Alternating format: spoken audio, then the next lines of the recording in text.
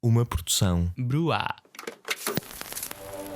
Estamos a viver uma hora de extraordinário entusiasmo e fervor. É esta alternância dos partidos que caracteriza as sociedades que aceitam o modelo da democracia ocidental. O Partido Comunista o que não fica é num governo para calcionar uma viragem à direita. Não fica num governo para apoiar medidas antidemocráticas, O antipopulares. movimento foi para mim uma surpresa. Creio que todos nos devemos felicitar o movimento das Forças Armadas pelo alto serviço que prestaram à nação. Boa noite a todos e bem-vindos a mais um episódio de JJ. O meu nome é Luís Francisco Sousa e serei o vosso moderador desta noite. Esta semana vamos fazer um breve apanhado das notícias relativas à quarentena, vamos falar da TAP e da proposta do PSD sobre os debates parlamentares. Mas primeiro, os meus convidados. À minha direita tem Francisco Ramos, membro da CPN da Juventude Popular. À minha esquerda tem André Oliveira Carrilho, coordenador do Núcleo de Águas Livres da JS Lisboa. E à minha frente e ao centro, Cristiano Gaspar, presidente da JSD Fundão. Desculpa, Cristiano. Começar por agradecer a todos a vossa presença, a dizer que já tinha saudades de moderar este programa. Francisco Ramos, vamos começar contigo. Qual é que foi a grande notícia, ou o grande evento, ou o grande acontecimento que aconteceu durante esta quarentena que tu gostavas de dar a conhecer aos nossos ouvintes? Obrigado, Luís, por cumprimentar a ti e cumprimentar os meus colegas de painel. Há muito tempo que também não falo convosco, cumprimentar também os nossos ouvintes e tinha algumas saudades de o fazer. E seguindo esta nota e talvez a quarentena tenha amaciado um pouco os meus ânimos, eu gostaria de dar uma nota sobre algo mais positivo que tenha acontecido nestes tempos tão tumultuosos.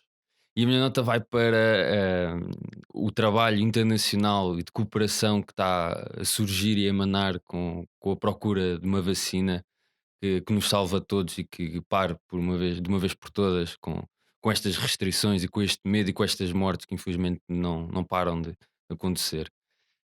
Se têm surgido vários consórcios, tanto de vários países que se juntam, como de várias empresas que combatem este ou que tentam pesquisar por uma vacina o mais rápido possível. Dando também uma nota porque é que isto é relevante, o processo de descoberta de uma vacina é extremamente árduo. Passa por vários testes com vários números de populações, depois ainda tem que ir para a produção, depois de produção ainda tem que ser aprovado pelos países e depois a sua distribuição. E nestas fases, aquilo que tem sido feito e estes apelos sucessivos que têm acontecido à cooperação internacional é porque realmente, tanto na fase dos países distribuírem e produzirem, vai ser complexo. Esperemos que nenhum país, assim que descobrir a vacina, a feche no seu próprio país e distribua. Aqui é fulcral que haja a cooperação que tanto se pede nesta altura, mas também na fase de produção, onde pode não haver fábricas suficientes, pode não haver laboratórios suficientes, e será um grande desafio produzir uma vacina para o mundo inteiro. Por isso tenho gostado de ver a rapidez com que se está a desenvolver, a celeridade em todas estas fases deste processo gigantesco que é descobrir e produzir uma vacina que nos proteja, efetivamente. E pronto, esta é a nota que quero deixar e que quero continuar a ver mais notícias positivas de países e de empresas que continuam a galgar grandes avanços nesta procura deste bem que estamos todos a ansiar por ele. Ramos, ainda temos algum tempo na tua intervenção, portanto eu aproveitava já agora para te perguntar sobre algumas coisas menos positivas que temos visto a nível de relações internacionais, nomeadamente os Estados Unidos na OMS, a China com possíveis injeções de capitais e a questão de a penalização que a China pode receber a nível internacional. Tens alguma opinião sobre esse assunto? É o lado menos positivo desta cooperação? Claro, eu acho que quando somos frios nesta análise, e temos mesmo que ser frios e não acalentar posições ideológicas ou de algum carinho por este país ou pelo outro, nós descobrimos, e isto foi um facto, que realmente a China no início não teve o melhor comportamento e foi um pouco comparticipado pela OMS. Não vou aqui analisar o porquê nem porquê, mas houve ali um comportamento que não foi o melhor e que tentou ser combatido nos tempos seguintes. Claro que do outro lado do Pacífico está um país muito áspero. Este país não tem, este presidente, aliás, não é o país, este presidente tem as piores atitudes nos piores momentos. Numa altura em que se pede uma união em torno de um combate de um inimigo comum, temos um presidente que prefere reagir. Ainda que os seus motivos sejam válidos ou não, aqui não estamos a discutir isto, mas esta reação pode não vir no melhor tempo possível. Nos termos da penalização à China, há aqui duas penalizações muito claras, mas uma futura análise poderia aprofundar, mas a primeira seria o dano reputacional, que é completamente impossível de impedir. Ou seja, o mercado e as pessoas reagem naturalmente a uma notícia de que o vírus veio da China e depois estas notícias sucessivas que o tratamento inicial pode não ter sido o melhor. Isto causará, e creio que é a primeira vontade que o próprio governo da China terá, é de acalmar e apaziguar esta má reputação que gerou e vai continuar a perdurar. É é muito difícil combater, aliás, uma pessoa faz numa vida inteira uma reputação e num segundo pode destruí-la. E a China está-se a perceber exatamente disto. No futuro, aliás, o que tem feito nestes momentos muito a curto prazo foi esta com participação de material médico, que nós vimos e chegou cá a Portugal, umas circunstâncias também um pouco terríveis, a má tempo. Não sei se foi culpa da China ou do nosso governo, alguém teve culpa certamente, mas chegaram a más horas e com instruções até bastante pouco claras. Mas pronto, esta seria a minha análise destes pontos. Obrigado, Francisco Ramos. André, vamos passar para ti. Mais uma vez agradecer a tua presença cá. Já não é a primeira, é a segunda, mas André, partilha connosco qual é que foi a notícia, evento, momento que mais te impactou agora durante esta quarentena. Obrigado, Luís. Eu também gosto muito de cá estar convosco. Bom, eu também ia pegar aqui um bocadinho no. Porque, enfim, porque não é inevitável pegar aqui no contexto da saúde, neste contexto, e passo aqui a repetição, de pandemia, que se abateu já antes de março, mas em março é que as coisas se complicaram. Eu vou falar aqui de saúde, mas não quero parecer o José Miguel Júdice nas últimas semanas, que também foi alguém que impactou bastante aqui em Portugal. Acho que pelas más razões. Bom, eu acho que esta pandemia colocou em evidência muitas coisas. Uma delas é que países com serviços nacionais de saúde organizados, competentes, conseguiram lidar com esta pandemia de uma maneira muito mais ágil. E isto aconteceu com Portugal e tem acontecido hoje em dia, mesmo agora com algum descalabro que se tem notado, com os casos novos que têm aparecido. A nossa abordagem inicial ficou todos os erros que teve, era impossível, isto era uma situação completamente nova, nunca ninguém se tinha deparado com esta situação, nem os próprios cientistas dos mais alto gabarito sabiam ou eram unânimes quanto às respostas a dar. Eu acho que Portugal esteve bem, ainda continua a estar bem. Portugal esteve bem no combate à pandemia. Conseguimos enquanto nação, e aqui isto não é uma, perdão, não é uma vitória só do governo, é uma vitória de todos nós. Conseguimos organizar hospitais de campanha, conseguimos organizar aulas hospitalares específicas para o Covid, e eu acho que nós aqui temos que ver os dados, e se consultarmos a última grelha, que é legítima e que merece, pelo menos da minha parte, e acho que devemos ser todos nós, uma boa reputação, que é o Euro Health Consumer Index, o último é de 2018. Portugal, numa lista de 35 países 35 países da área da Europa, aparece em 13º, tendo até do ano de 2017 para o ano de 2018 cavalgado um lugar, penso eu, estava em 14º, passou para 13º. E estamos à frente de Espanha, de Itália, do Reino Unido, da Irlanda, de Malta, de Grécia, da Polónia, da Hungria. E eu digo isto porque no início da pandemia, quando a Itália estava naquele estado, eu ouvi muita gente a dizer: mas e os italianos estão neste estado? O Serviço Nacional de Saúde deles é bem melhor que o nosso. E nós estamos, e o que é que vem para aí? Isto vai ser descalabro total. Não foi. E com o Serviço Nacional de Saúde organizado que nós tínhamos, conseguimos lidar com esta pandemia de uma maneira, enfim, acho que foi ágil. Nunca houve notícia dos cuidados intensivos ou das enfermarias, dos internamentos estarem a atingir o ponto de colapso. Tivemos sempre uma margem de conforto que nos deu sempre muita confiança ao longo destes meses de pandemia. E agora, nas últimas semanas, no último mês, temos tido muitos casos aqui na área de Lisboa, à volta dos 200, 300 casos, e o número de mortes continua relativamente baixo. Temos tido nos últimos dias 10, 11 mortes, mas tivemos muitos dias com 3, 4 mortes. não são valores altos, porque se consultarmos as mortes por gripe sazonal, enfim, neste momento eu diria que os números não vão estar muito longe uns dos outros. Enfim, mas também não posso. Não, passou-se, claro que se passou, mas tinha que se passar alguma coisa. Houve países que sofreram bem mais do que nós e temos o exemplo: Estados Unidos da América, o paraíso da liberdade, da democracia.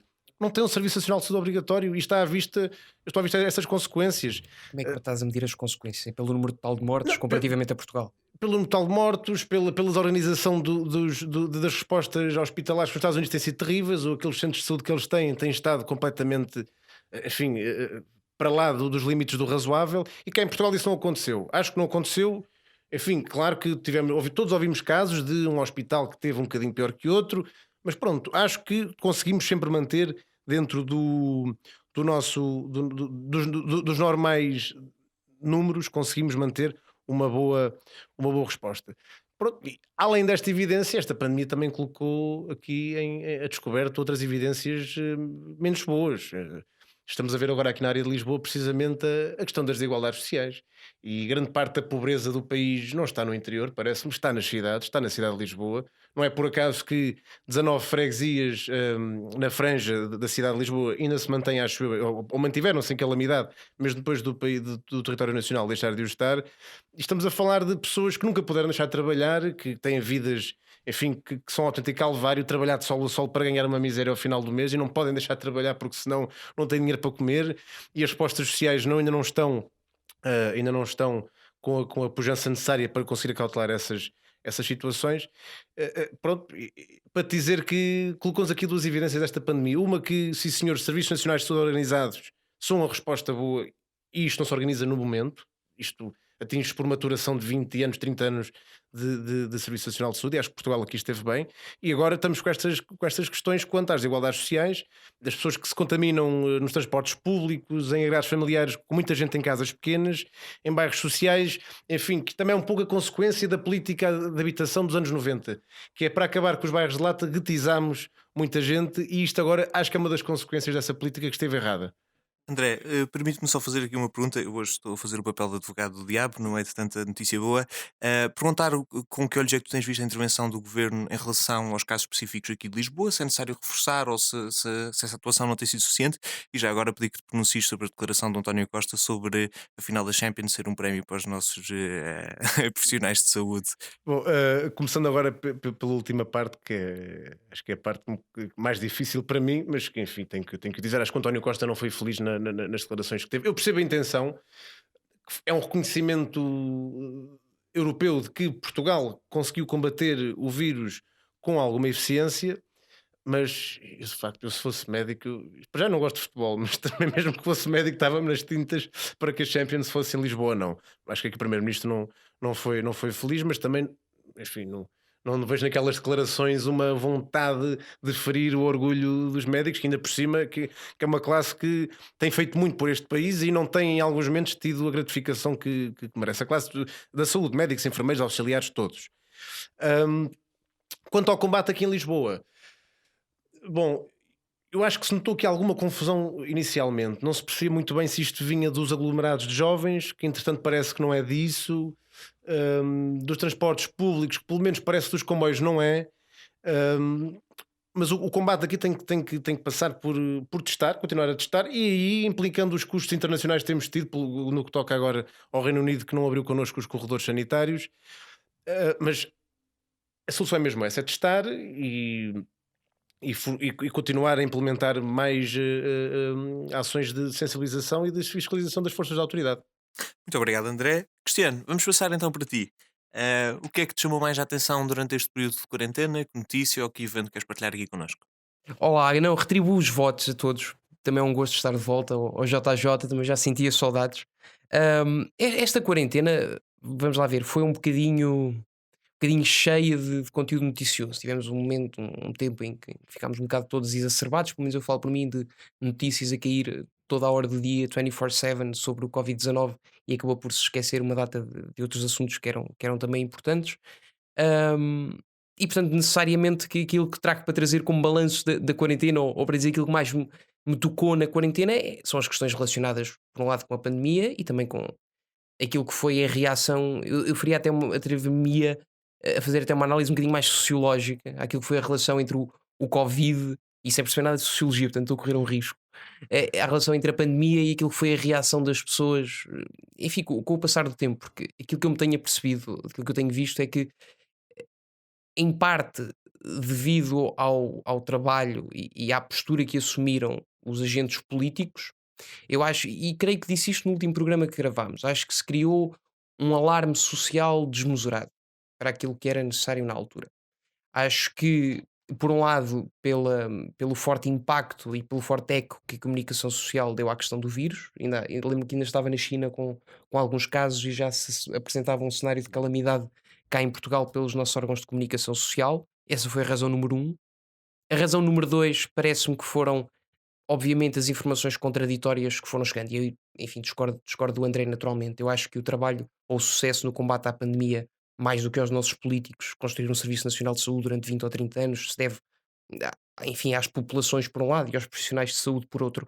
Acho que foram as populações, por um lado, com um trabalho de responsabilidade e de autorresponsabilidade, diria mesmo, ficarem em casa, e por outro lado, os profissionais de saúde que foram incansáveis nos hospitais, que ajudaram a que a pandemia não assumisse outras proporções, mais do que, evidentemente, ser uma questão ideológica ou política. Acho que não é apropriado estarmos a comparar aquilo que foram os números do Covid ou aquilo que são os números do Covid com uma abordagem que se terá ou não em relação ao sistema de saúde de um determinado país. Acho que isso é extrapolar a discussão. Achei curioso também, e como isto, depois deste primeiro alarme no início, nós vimos com o passar do tempo e conforme os casos iam aumentando, as pessoas iam ficando com menos medo, que é uma coisa também muito interessante analisar. E então, se compararmos para aí de há um mês para cá, eu pelo menos tenho visto que as pessoas usam a máscara, enfim, têm usar nos transportes públicos, nos sítios quando estão de pé. Agora, fora desses locais onde é obrigatória a contenção, onde é obrigatório o distanciamento social, na rua tem sido uma balbúrdia. De há um mês para cá, mas isto, tanto eu aqui em Lisboa, como vejo noutras cidades do interior, na frequência das esplanadas, na frequência das piscinas, na frequência das praias, e isto leva-me a crer, porque eu não sou especialista em medicina, mas eu creio que o vírus ainda não desapareceu como é notório, senão não tínhamos as medidas de restrição que temos.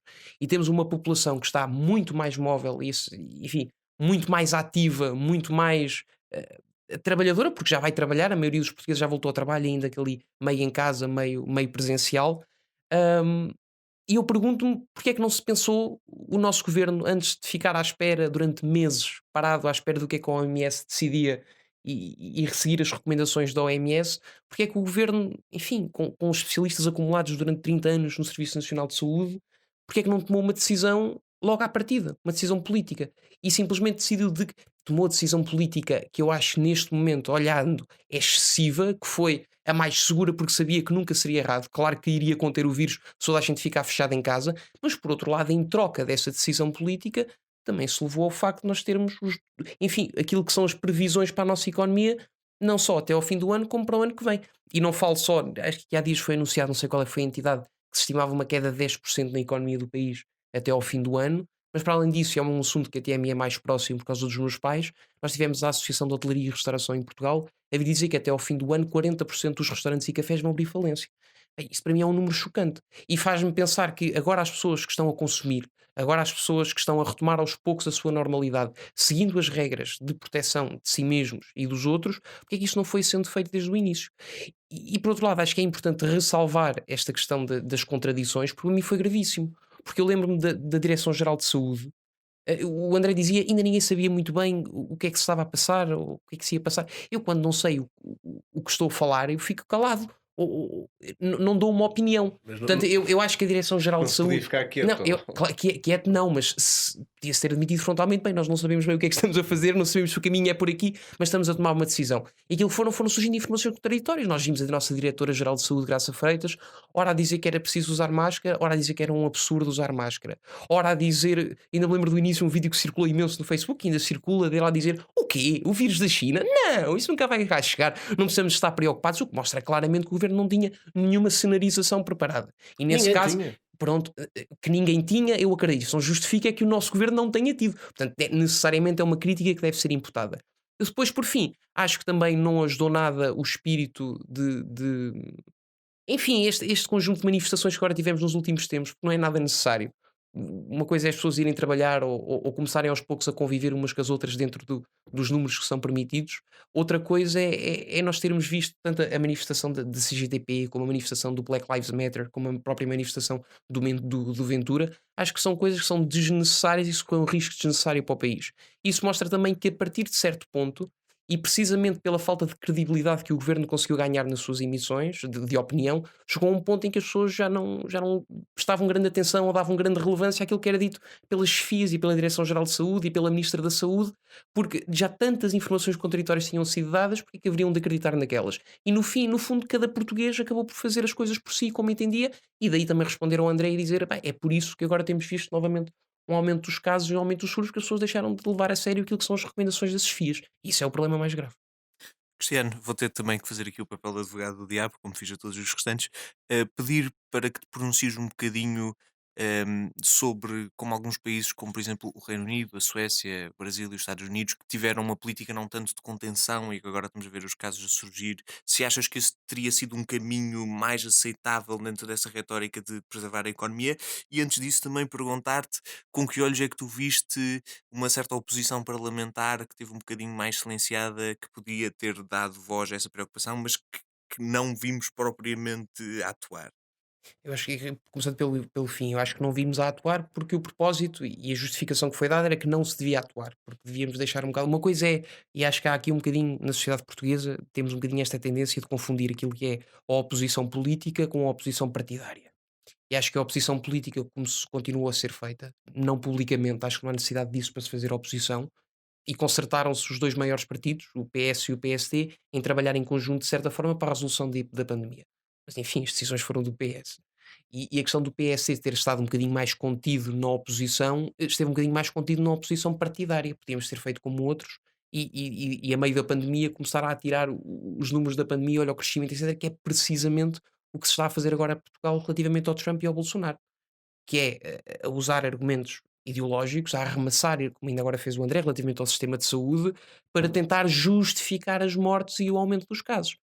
Quanto aos casos, que é a tua primeira pergunta, não acho, evidentemente, ninguém pode dizer que algum país tenha tido um sucesso na forma como lidou com a pandemia. Acho que há diferenças. Também não se consegue dizer de forma clara que foi derivado do facto de terem tido uma postura mais ou menos incisiva no início, mas a verdade é que, se compararmos, se sairmos do número de casos totais, que acho que é uma falácia usarmos isso para comparação do nosso país com o país deles, se passarmos por uma análise comparativa, eu lembro-me de ter visto um gráfico há uns tempos em que os rankings invertiam-se completamente e que Portugal, de repente, que estava muito bem posicionado no total de casos, começava a escalar quando se olhava para a comparação relativamente ao número de habitantes ou ao número de residentes e não residentes, ponto, que estivessem no país na dada altura da pandemia. Enfim, e tenho visto, agora, também uma coisa é certa, a Suécia, a Inglaterra, os Estados Unidos estão agora a sofrer, de certa forma, ainda de forma um bocadinho mais gravosa do que os restantes países, mas tenho a certeza absoluta, e acho que isso é óbvio, que não vão sentir o rombo na economia como nós vamos sentir. E isso é certo. Agora, também não faço esse custo de oportunidade da vida humana versus a economia ou da vida humana versus o capital, mas acho que tem de ser ponderado porque é uma decisão racional que os governos tomam. Obrigado, Cristiano. Vamos então passar para o próximo tópico da nossa noite, aquilo que se espera ser o tópico mais quente da nossa discussão, a TAP. A TAP no primeiro trimestre de 2020 apresenta um resultado líquido negativo de 395 milhões, é chumbada por parte dos acionistas privados o apoio de 1,2 mil milhões de euros e em causa está uma cláusula que permitia aos privados recuperarem o dinheiro que emprestaram à TAP por via das prestações acessórias, no caso do Estado reforçar a sua posição de acionista. Os acionistas privados recusaram e em risco, ou em cima da mesa, está a possibilidade da nacionalização da TAP. André, vou-te pedir que sejas o primeiro a abrir a discussão sobre este tópico, que nos deixe aqui uma breve contextualização, pode-me ter falhado aqui qualquer coisa ou ter falado assim muito por alto, que explique-nos um bocadinho o que é que se está a passar, qual é que é a ideia da nacionalização que está em cima da mesa, se a coisa é minimamente conciliatória dentro do PS, sabemos que isto é uma posição muito premente do Pedro Nuno Santos, com que olhos é que tu vês esta situação, no geral? Bem, a TAP, já há tantos anos que vamos falando dela, desde 99, com se calhar. Aliás, o primeiro culpado disto tudo é Humberto Delgado, em 45, que fundou a TAP. Mas, entretanto, com a preparação da privatização em 98 ou 99, salvo erro, começámos a falar que a TAP precisava de ser privatizada. Até aí tudo bem, eu não não fico chocado que a TAP seja privada ou seja pública. A TAP tem que cumprir a sua função, seja sendo pública ou privada, não fico chateado com isso. O que acontece aqui é que, e aqui eu acho que é melhor falar em datas, todo este problema começa em 2015, com a privatização da TAP. A TAP é privatizada de uma maneira, do meu ponto de vista, ilegal. O governo estava em gestão quando privatiza a TAP. O governo já tinha caído com uma moção de censura em outubro, início de outubro. Salvo erro, sim, em outubro, não, meados de outubro, quando vai ao Parlamento apresentar o programa. E mesmo depois de demitido, de estar considerado em gestão, comete um ato que não é um ato de gestão, é um ato de disposição do património público. E privatizou a TAP. E privatizou a TAP, podia tê-lo feito bem, mas acho que o fez mal. Em primeiro lugar, em termos de contrapartidas para aumentos de capital, acho que não houve praticamente nada. Eu não conheço o único aumento de capital que os privados tenham feito durante estes 5 anos. Emprestaram dinheiro inicialmente à TAP. Aliás, a TAP passa na altura para a esfera privada, naquela percentagem que tinha, que eram os 49%, salvo erro, não era? Passa para a esfera privada. Vinha já muito endividada, já que na altura já com cerca dos 500 e tal milhões de euros de património negativo, que é hoje o mesmo que ainda continua a existir. Estes 5 anos, pelos vistos de privados, não serviu para nada, parece-me. O próprio privado na altura investe 120 milhões de euros na TAP, não por aumento de capital, conseguiu encontrar financiamento para a TAP, e na altura imagine-se quem que garante toda aquela dívida: o Estado português. A Par Pública na altura ficou vinculada por um despacho de um senhor que eu, enfim, que guardo na minha memória, que era o Sr. Sérgio Monteiro, que entretanto aparece nomeado no novo banco, para um alto quadro no novo banco, e também por outra secretária de Estado, que era a Sra. Secretária de Estado Isabel Castelo Branco, salvo erro, agora não me recordo bem. Que este despacho previa a possibilidade de que, se a TAP entrar em cumprimento, quem vem garantir aquela dívida é o Estado português, através da reversão dos capitais, outra vez para capitais públicos, sendo o Estado a assumir todos aqueles passivos que já existia, mais os 120 milhões que foram pedidos emprestados pelo privado. E não nos esquecemos que a TAP na altura foi vendida por manharia. Eu acho que a coisa andou à volta dos 10 milhões de euros, salvo erro, agora não tenho bem a certeza. A TAP em si foi vendida por 10 milhões de euros. Estava falida, é verdade que estava. Mais. É verdade que estava falida, mas agora o Sr. Neeleman neste tempo não. Enfim, eu acho que o Sr. Neeleman teve momentos bons, momentos menos bons. A TAP serviu como uma grande plataforma giratória para o Sr. Neeleman olhar ali algumas questões que ele tinha nas suas companhias aéreas que já tinha. Tinha ali uma série de ATRs, são uns aviões turbohélice no Brasil, precisava de os rapidamente lhe dar destino, encontrou aqui na TAP destino para os aviões. Criou-se a ponta aérea Lisboa-Porto, com 16 voos por dia, acho eu, e conseguiu aqui desimpedir aqueles ATRs no Brasil. Quanto também à própria JetBlue, que era a companhia que acho que ainda é não sei se ainda é do Neeleman neste momento, conseguiu também aumentar as rotas de Portugal, da TAP de Lisboa para os Estados Unidos, fazendo ali um programa de code-share de partilha de rotas com a própria JetBlue, e conseguiu ali alavancar a própria JetBlue, dando-lhe níveis de ocupação um bocadinho melhores do que os que tinha. André, desculpa, eu não te quero interromper porque estás a fazer uma intervenção magnífica. Vou só pedir que nos foquemos na nacionalização como um processo de resolução. Sim.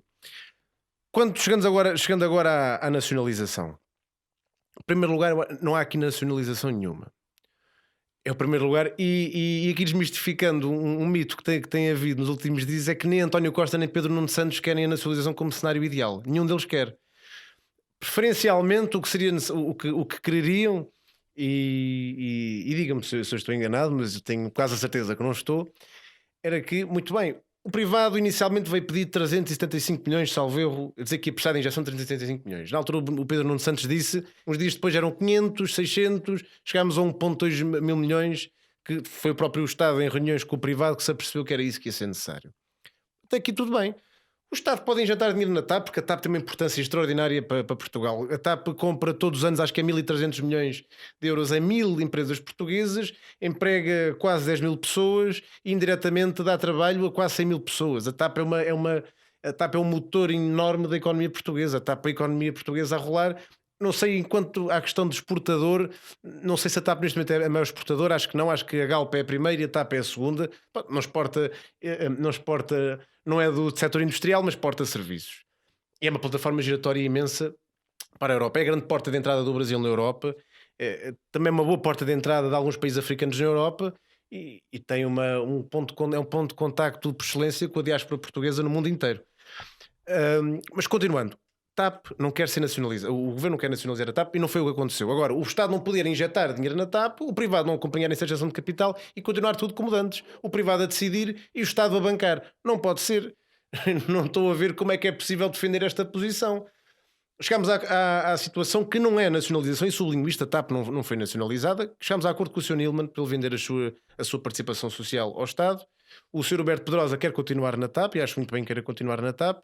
O Estado injeta capital na TAP, mas isso vai ter que ter uma tradução nas participações sociais, e o Estado tem que ter uma posição de maior peso na TAP. Acho que isso é inevitável. Já tinha os 51%, agora tem que sedimentar esses 51% e começar a decidir. Vai ter, acho que é 72,5%. E não nos esquecemos do caso na Alemanha, da Lufthansa. O Estado alemão vai injetar 9 mil milhões de euros na Lufthansa, com a contrapartida que, se aquilo correr mal, o Estado assume 25% do capital da Lufthansa. E a Lufthansa é uma companhia gigantesca que tem subsidiárias que nunca mais acabam. Não nos esqueçamos que a Lufthansa andou interessada em comprar parte da TAP o ano passado, há 2 anos. Portanto, e a Lufthansa é uma companhia imensa que também tem um peso gigantesco na economia alemã e na economia europeia. Agora, ponto final, o governo não quer nacionalizar a TAP. Muito obrigado, Luís. Obrigado, André. Foi uma excelente intervenção. Deu-nos realmente aqui muito mais contextualização que alguma vez podia sonhar dar.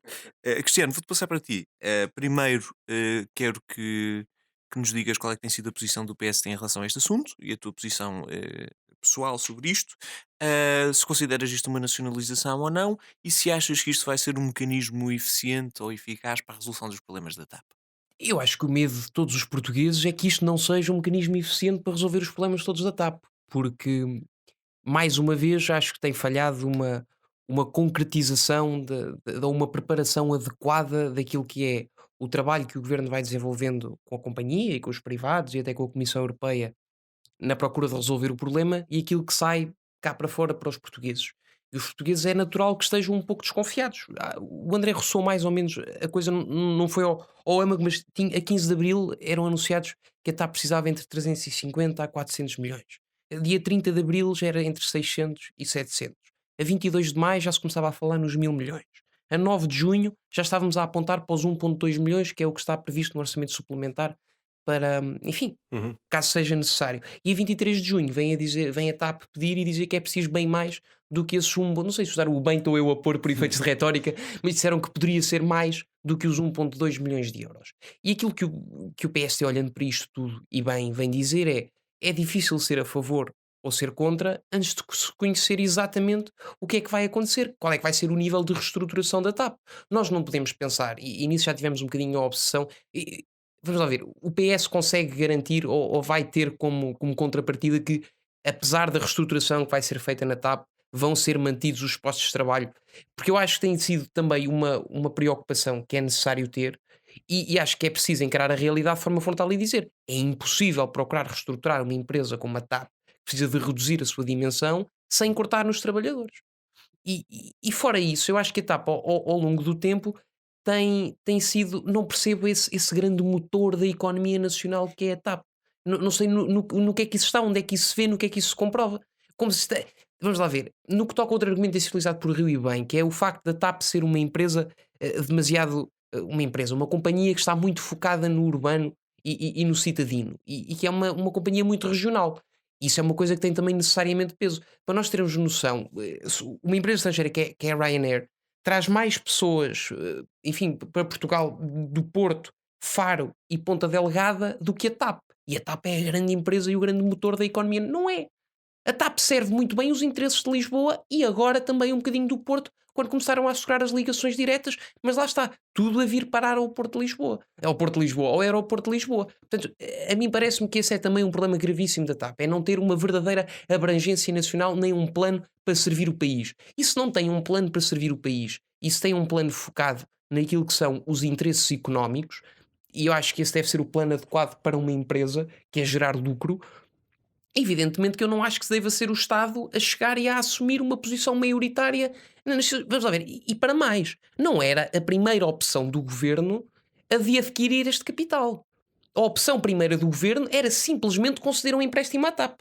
Só que não haveria forma de o aceitarem. E só depois disso é que se vem assumir como sendo necessária esta aquisição de capital para se conseguir fazer este empréstimo.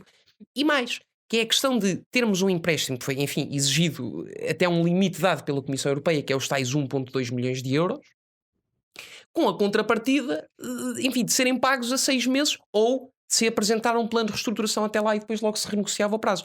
A própria TAP já veio dizer que é impossível, completamente impossível, pagar esse dinheiro nesse prazo. Portanto, vamos ter uma empresa, e daí o Rui Rio vir exigir antes de tomar uma decisão, um plano de reestruturação e um plano de negócios, o que é que vai ser feito à TAP quando este dinheiro for injetado, porque a verdade é que nós estamos a ver os portugueses a contribuírem diretamente com 1,2 milhões de euros que saem dos cofres do Estado, com a certeza que esse dinheiro nunca mais o vão ver. Porque nós sabemos como é que são estes empréstimos concedidos, são basicamente a fundo perdido, com uma taxa de juro mínima, 1,2 milhões a sair em tempos de pandemia e de Covid, com uma taxa de retorno muito pequena para o Estado. Evidentemente também não seria o propósito de ter um negócio, mas o ponto é, em vez de ser o Estado a entrar com o dinheiro, e ainda bem dizia o André que ainda há pouco tempo tivemos empresas privadas a querer adquirir participação na TAP. Por que não?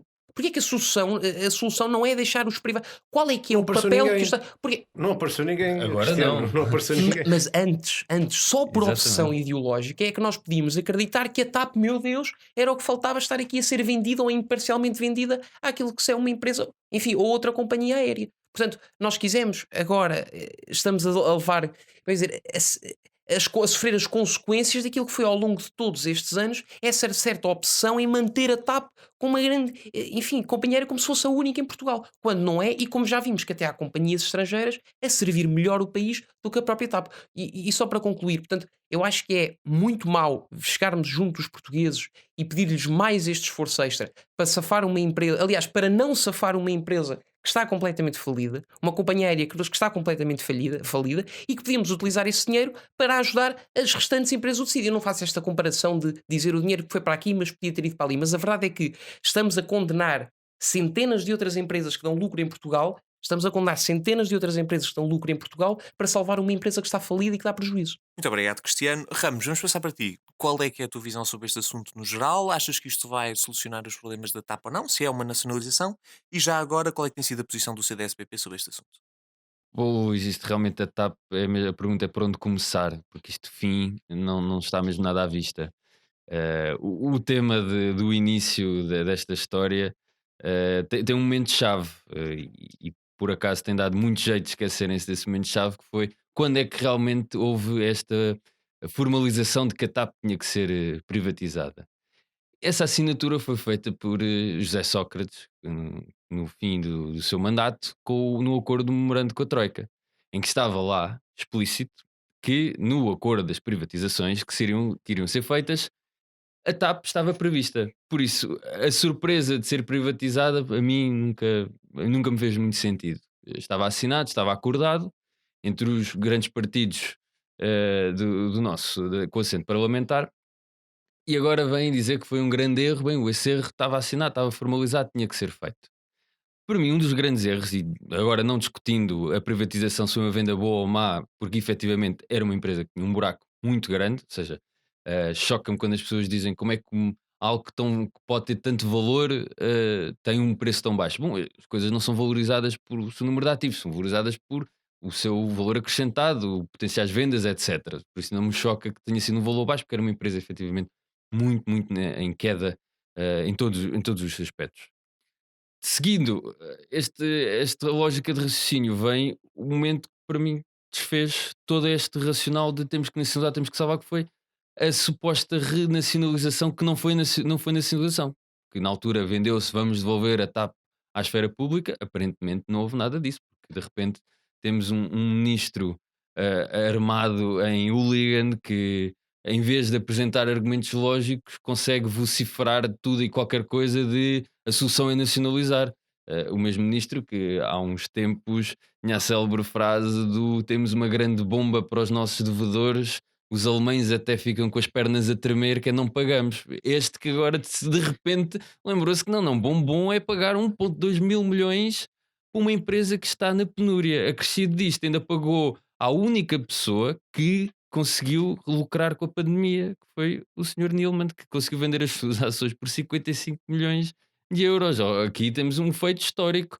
é a única pessoa no mundo da aviação que conseguiu lucrar com isto tudo. Por isso este negócio, por toda a sua cadeia, tem muito mau aspecto. E agora voltamos a um argumento que para mim é muito pernicioso, Mas que não te é... esqueças de falar da posição do CDS. Claro, claro que sim. Nos últimos tempos temos assistido a um argumento que para mim é um pouco pernicioso, que tem surgido para justificar toda e qualquer injeção de capital pelo Estado, que é a componente estratégica, ou que é uma empresa estratégica para Portugal. E este argumento deixa-me um pouco reticente, porque isto serviria para qualquer coisa. Este argumento serviria até para salvar uma pastelaria, porque tem uma componente estratégica para o bairro envolvente. Mas no que toca à TAP, choca-me usarem este argumento como se sem a TAP nada disto aconteceria. Este impacto económico indireto, que é real, esta mobilização dos nossos portugueses pelo mundo fora, que é real, mas até que ponto é que não se podem explorar outras alternativas? Porque das duas, uma, ou temos uma empresa que tem esta componente de serviço público, no sentido em que tem rotas que nenhuma companhia quer assumir, e aí sim tem sentido, mas não pode ser é considerada depois uma empresa que visa o lucro, sabendo que estas rotas podem ser uma componente prejudicial para a própria empresa. E até que ponto é que não há a possibilidade de contratualizar estas rotas tão necessárias, que o são, com outras companhias? Há muitas vertentes que podem ser exploradas muito antes de se começar a pensar em enterrar 1,2 mil milhões na TAP, porque nós bem sabemos que é uma empresa que já antes estava com um resultado líquido negativo. Também há uma justificação forte que muito recentemente adquiriu 1,5 mil milhões em aeronaves, numa perspectiva de catapultar potenciais rendimentos futuros, e é apanhada nesta contracurva, infelizmente, numa pandemia em que a procura simplesmente cessa. E isso também traz ainda mais dano a esta discussão. Mas no fundo é olhar para esta, porque a reestruturação da TAP é inevitável. Se vão sustentar da maneira como está, é impossível, porque os nossos cofres têm um fundo e não temos mesmo capacidade de o manter.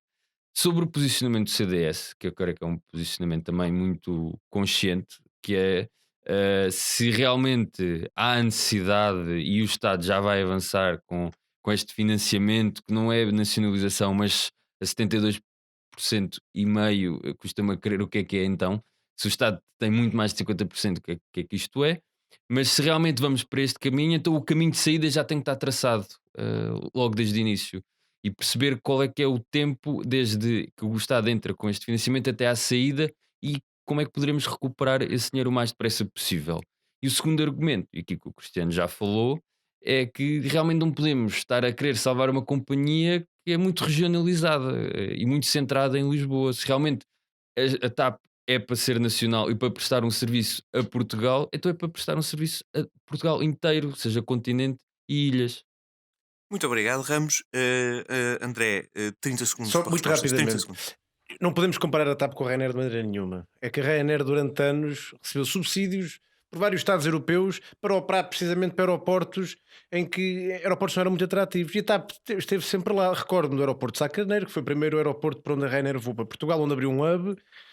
Esse ao Faro, agora não me recordo bem, mas a Ryanair recebeu subsídios para voar para o Porto, a Ryanair recebeu subsídios para voar para os Açores, e não é justo colocarmos em pé de igualdade a TAP e a Ryanair. A TAP e a Ryanair desempenham papéis diferentes. Enfim, e se a TAP não fosse se a intervenção não fosse feita na TAP como foi feita, a TAP já tinha aberto falência na semana passada. Esse é o ponto. Obrigado, André. Vamos passar então para o último tópico da noite. Debates parlamentares com a proposta do PC. O PC entrega um projeto para reformulação do funcionamento da Assembleia da República, no qual lá se encontra o fim dos debates quinzenais em substituição por 8 debates por ano, a criação de 4 debates da nação setoriais, e o Rui Rio quer uma comissão de inquérito com membros não deputados. Cristiano, pedíamos que te desses aqui uma breve contextualização sobre este tópico, e que te pronunciasses aqui sobre o posicionamento estratégico do Rui Rio, e em particular que também endereçasse algumas das críticas que lhe são feitas, nomeadamente que isto pode minar um bocadinho o funcionamento democrático, ou com alguma questão de transparência. Não, eu começaria por dizer que discordo um pouco do tom da pergunta quando perguntas qual é o porquê do posicionamento estratégico do Rui Rio. A questão com o Rui Rio é precisamente essa: nada do que ele faz é estratégico. tudo o que ele faz é aquilo que considera a cada momento que é o melhor para o país, não só para agora, mas para o futuro. Tanto que ele próprio, nas declarações que fez, quando apresentou esta proposta, foi dizer: não a faço, porque António Costa está como Primeiro-Ministro e está no governo, faço-a, enfim, porque é ele que lá está agora, mas a seguir posso ser eu. E o que eu defendo agora é o que vou defender no futuro e acho que é aquilo que é melhor, enfim, num panorama global. Portanto, de todo foi estratégico, porque para ser estratégico, creio que teria sido no sentido contrário de exigir mais visibilidade, enfim, o espetáculo a que temos assistido. O que eu tenho visto também é, mais uma vez, aquilo que é o Rio Rio diz uma coisa, o Rio Rio e o PSD propõem uma coisa e toda a gente vem cá para fora dizer uma coisa completamente contrária. Que é, por exemplo, a mim acho muito difícil proceder a um argumento como a redução e a proposta do PSD vem trazer menor fiscalização ao governo ou vem trazer menos debate dentro da Assembleia da República, quando a verdade é que, como tu disseste bem, nós estamos a falar, a contar com o debate do orçamento, da aprovação geral do Orçamento de Estado, que acho que o Primeiro-Ministro ou intervém sempre ou no início ou no final, e a contar também com o debate do Estado da Nação, nós temos um aumento do número de vezes que o Primeiro-Ministro tem de estar na Assembleia da República. Ou seja, comparativamente ao regime que está e ao regime que com a proposta do PSD vem propor, nós vamos ter o Primeiro-Ministro no Parlamento mais vezes. Aqui a questão que se coloca, e bem Rui Rio vai dizer, é: acha um pouco desnecessário. Podemos concordar. Eu pessoalmente discordo que não sejam importantes estes debates quinzenais, porque honestamente são dos poucos em que as pessoas estão verdadeiramente, ou vão estando atentas em Portugal, o que é que se lá fala, o que é que se lá decide, o que é que se lá debate. O problema é que as pessoas, ao fazê-lo, e os partidos políticos a percebê-lo, não usam essa discussão para um verdadeiro trabalho de fiscalização ao governo ou um verdadeiro trabalho de oposição. Usam para a política do espetáculo e para o show, enfim. Daí, e nomeadamente pegando agora aqui nas declarações que foram do Francisco Rodrigues dos Santos, que foi quem veio bater até de forma mais assertiva. Até deixou uma frase que eu, um bocadinho mais enfim, em tom de boa disposição, que vem dizer que ser o maior partido de oposição, há uma grande diferença entre liderar o maior partido de oposição e liderar a oposição. E ao longo da sua longa intervenção farta-se de fazer oposição ao governo. E Francisco Rodrigues dos Santos nem sequer é deputado. Portanto, eu pergunto-me como é que nós deixamos de ser menos oposição ao evitar este espetáculo que tem sido um espetáculo de demagogia e de retórica dentro destes debates. Eu acho que não viria mal ao mundo, como eu disse, em mantê-los, mas acho também que é uma coisa que lá está sujeita à deliberação de uma maioria na Assembleia da República. E a maioria da Assembleia da República é representativa necessariamente daquilo que é a maioria do pensamento das pessoas cá fora. Portanto, se a Assembleia da República decidir nesse sentido, certamente é porque a maioria das pessoas estão representadas nessa decisão. Portanto, eu acharia muito difícil considerar antidemocrática uma decisão que acaba por ser tomada de forma democrática. Agora, quanto a estes debates e quanto à postura de Rui Rio, e deixar aqui também um disclaimer que eu acho importante, é que mais uma vez usou-se isto para dizer que o PSD e o Rui Rio estão a dar a mão a António Costa e ao governo. Aquilo que é preciso mudar, e é o paradigma que fez enfim, o CDS atingir, com todo o respeito, o resultado miserável que atingiu agora com a Associação Cristas, foi precisamente esta política do bota abaixo, esta política constante da oposição, quer o governo esteja a fazer alguma coisa bem, quer o governo esteja a fazer alguma coisa mal, e o problema é que as pessoas já não votam agora como votavam antes, e as pessoas já percebem que uma pessoa está a fazer oposição simplesmente por ser oposição. Eu lembro-me que Francisco Rodrigues dos Santos, nomeadamente quando se candidatou e quando foi eleito, vinha precisamente dizer que era preciso quebrar essa linha política que tinha sido seguida por Associação Cristas de apenas oposição forte e feia ao governo, e agora está a fazer o mesmo. E eu também percebo porque, enfim, a alternativa também não lhe resta, porque se não for assim, acaba também por perder um bocadinho o espaço mediático. Obrigado, Cristiano. Ramos, vamos passar para ti. Foram feitas aqui algumas acusações ao CDS-PP que gostava que tu respondesses, que me dissesses com que olhos é que tu vês esta redução do número de debates parlamentar, em particular sabendo que é uma proposta muito cara ao CDS, foi apresentada por Paulo Portas, se não me engano, em 2007. Com que olhos é que tu vês esta situação? Bom, para mim, realmente o Rui Rio está a levar demasiado a sério este pacto de não agressão e não fazer oposição, ao ponto de levar o debate para uma coisa que não interessa absolutamente nada discutir neste momento. Eh, Ninguém quer muito saber se interessa ter mais ou menos debates quinzenais, semanais, mensais, o que seja. Temos uma Porque estão a pandemia. fazer caso da proposta? Nesse caso, Para mim, a se pergunta ninguém é quer porque é que saber o Rui muito Rio bem. fez caso desta proposta, porque a mim não é um tema de fiscalização. Eu até concordo contigo, apesar de ser um momento de fiscalização que o é, para mim é um momento de clarificação que o tem que ser. Ou seja, ter um ponto em que o governo responde a questões e explica o que é que está a fazer. Não é tanto uma questão de ter um momento para a oposição ou para o governo brilhar, que eu já vi estes argumentos serem esgrimados de várias maneiras. Para mim, o tema é ter um ponto em que, mesmo que as pessoas não vejam, mas podem assistir mais tarde, mas que haja um momento em que o governo apresenta o que fez e a oposição questiona, indaga, aponta críticas. Não há muito tempo para fazer propostas neste intervalo, mas também existe essa capacidade.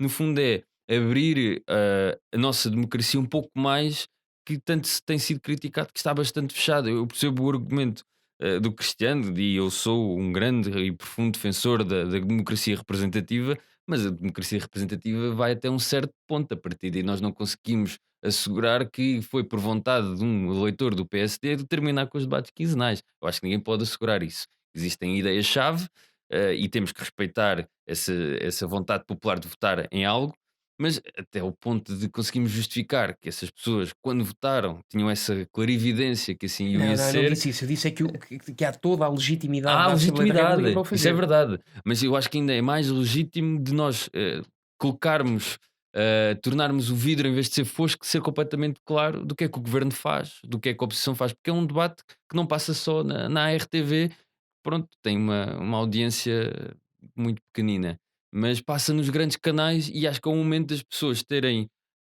a sua vontade e as suas questões esclarecidas por via da sua representação nos seus deputados, mas também para perceber o que é que o governo tem feito, o que é que podia ter feito melhor. Neste tema que o Cristiano, e vou ter que responder, o tema do resultado catastrófico do CDS não foi, creio que não foi por este tema do bota abaixo, ou da crítica pela crítica, teve muitos outros temas, contexto, estratégia de campanha, posicionamento, ideias dispersas, etc. E tenho que discordar, raro, mas tenho que discordar que o Francisco não está a fazer uma política de ataque, até tem tido uma postura muito de contributiva, no sentido de apresentar as soluções que pretendemos, tanto pela questão dos sócios gerentes, ter um layoff para eles, de ter um apoio a fundo perdido às várias empresas, como também tínhamos falado, em vez de ser só para a TAP, de repente esqueceram-se que existe todo um tecido empresarial em Portugal que carece deste reforço financeiro, e mesmo os temas dos choques de tesouraria, que foram completamente rejeitados, porque neste momento é o que necessitam, então da salvaguarda de poderem abater dívidas do Estado, abater as dívidas que têm as empresas por via dos mecanismos tributários. Ou seja, há esta postura de contributo positivo e também pela crítica, porque acho que parar a oposição não é um contributo positivo para a democracia. E fechando o meu tema com os debates quinzenais, já existem muitos casos na Europa. Temos o caso do Reino Unido, que estes debates são semanais e nunca é por uma via de fiscalização do governo, porque isso faz, como tu e disseste muito bem, por todos os dias se faz oposição, propondo de novo, estando noutro partido, querendo fazer melhor. Mas isto é mais para as pessoas que não têm este interesse nas máquinas partidárias ou nos movimentos associativos, poderem ter o seu momento de perceber e ter a transparência total do que é feito e do que está a ser feito para contrariar. É mais por este tema popular. Muito obrigado, Ramos. André, vamos passar para ti e fechar aqui o nosso programa. Dada aqui a última intervenção da noite. Como sabemos, António Costa participa desta teoria. O PS já se demonstrou favorável à mesma. Se bem que a proposta inicial dos debates quinzenais foram passadas na altura do José Sócrates. Achas que isto acaba por ser possivelmente uma traição, um legado também partilhado pelo PS? E com que olhos é que tu vês, no geral, este debate e esta proposta do Rui Rio? Bom, esta proposta do Rio Rio tem aqui dois segmentos, não é? Que é a redução dos debates quinzenais e aquela criação daquela comissão de ética dos deputados. Uma surpreende-me, outra não. A parte do Parlamento, da redução dos debates parlamentares, dos debates quinzenais, perdão, não surpreende porque o Rio Rio parece que nunca gostou muito da Assembleia da República. E ele, quando é no período eleitoral, acaba por dizer que ele, se não for eleito primeiro-ministro, nem quer ser deputado, mas depois até acabou por vir ser deputado. Bom, no que toca à questão mais utilitária da coisa, da fiscalização Só, do só uma governo, defesa da honra. Como é evidente, o Rui Rio não disse que se fosse eleito deputado não exerceria o cargo de Enfim, mas deputado. ele não Disse mostrou- que não mostraria grande interesse em Pronto, desempenhar o cargo de deputado. pronto, Ele, é ele isso. nunca incumpriu com a palavra dele na vida e é por isso que é Rui Rio. mas isto diz muito sobre um líder político. Acho que dizer que ou Não tem grande interesse pela atividade de deputado. Ser sim. sincero, as pessoas não estão habituadas, não é? Não, É esta sinceridade, esta honestidade. Ninguém se candidata a deputado com pouco interesse de ser deputado e ele candidatou-se a ser deputado. Não é? Depois, logo se veria as contas, se dava ou não dava para ele chegar a primeiro-ministro. Bom, mas aqui da questão mais utilitária da coisa, de facto, a fiscalização da atividade do governo faz-se em muitos sítios, onde eles é na Assembleia da República, mas eu até acho que o grande palco da fiscalização da atividade do governo faz-se na comunicação social. E a comunicação social veicula aqui as críticas, aqueles factos que se calhar não interessam muito ao governo que saiba. Isto falo em relação a qualquer governo, seja este, seja os passados, quaisquer eles que sejam. E até percebo que que não houvesse grande mal ao mundo se os debates parlamentares, os debates quinzenais, perdão, fossem reduzidos. Eu pessoalmente não é uma ideia com a qual eu simpatizo especialmente. Acho que é um retrocesso muito grande, tendo principalmente em conta a anterior legislatura, em que se colocou uma tónica fundamental no Parlamento e deu-se uma palavra ao Parlamento, uma palavra que o Parlamento nunca tinha tido, não me recordo. Enfim, recordo-me de ter tido uma palavra tão forte ali em 76, 77, e a partir da normalização democrática o Parlamento deixou de ter o peso que tinha e voltou a ter na legislatura passada. E é importante o Parlamento ser tido em conta. E por isso acho que talvez haja aqui algum retrocesso em estarmos a retirar palco ao Parlamento, porque é um palco necessário, porque o Parlamento, enfim, para além de também fiscalizar a atividade do governo, que fiscaliza nas comissões e no plenário, o Parlamento centraliza ali e de uma maneira vincada todas as correntes da opinião do momento, as diferentes leituras de um certo facto, que é importante para toda a população. E acho que os debates quinzenais passarem na televisão, acho que é importante que passem. Claro que tem sempre aquela componente da demonstração teatral, mas isso não é de hoje, nem é de ontem. Já acho que era o Platão falava na teatrocracia, não era? Ser parlamentar, sim. Já o Platão falava disto. Enfim, eu também não gosto da teatrocracia. Enfim, é uma perda de tempo para mim e acho que para muita gente é uma perda de tempo, mas faz parte. Faz parte.